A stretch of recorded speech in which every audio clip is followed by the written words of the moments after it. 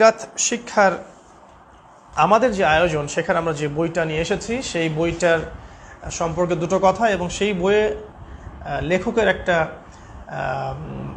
Introductory কথা আছে। এই কথাটা আমি একটু আপনাদের সাথে শেয়ার করতে চাই। আমরা যে বইটা থেকে সিরাতের এই প্রোগ্রামটা করছি সেটা হলো আর রাহিকুল মাখতুম। এই বইটা যদিও এই বইটার অনেকগুলো প্রকাশনা সংস্থা থেকেই বইটি প্রকাশিত হয়েছে, তো আমরা একটা প্রকাশনা সংস্থার বই আমার সামনে রেখেছি, কিন্তু অনেকগুলো প্রকাশনা সংস্থা থেকেই বইটা কিন্তু পাবলিশ করা হয়েছে। মোটামুটিভাবে সবগুলোই অথেন্টিক, কারণ এটা একটা মৌলিক বই যেটাকে অনুবাদ করতে হয়েছে, তাই এখানে খুব বেশি কারচুপির সুযোগ ছিল না।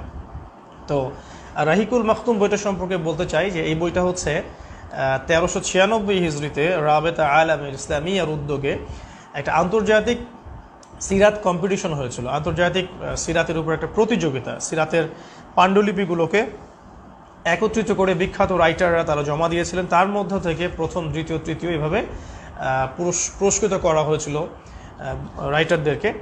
তো 1396 হিজরিতে রাবাতে আলাম আল ইসলামিয়ার উদ্যোগে আয়োজিত আন্তর্জাতিক সিরাত প্রতিযোগিতার প্রথম পুরস্কারপ্রাপ্ত বইটার নাম হচ্ছে আর রাহিকুল মাখতুম, যার রচয়িতার নাম বা যার সংকলকের নাম হচ্ছে, আমরা রচয়িতাই বলতে পারি বিকজ এটা রচনাই, এটা সংকলন নয়, আল্লামা সফিউর রহমান মোবারকপুরি রাহিমাহুল্লাহ। এই প্রতিযোগিতাটা মূলত অনুষ্ঠিত হয়েছিল পাকিস্তানে এবং যিনি প্রথম পুরস্কার পেয়েছেন আল্লামা সফিউর রহমান মোবারকপুরি রাহিমাহুল্লাহ, তিনি ভারতের মানুষ ছিলেন, হিন্দের মানুষ ছিলেন।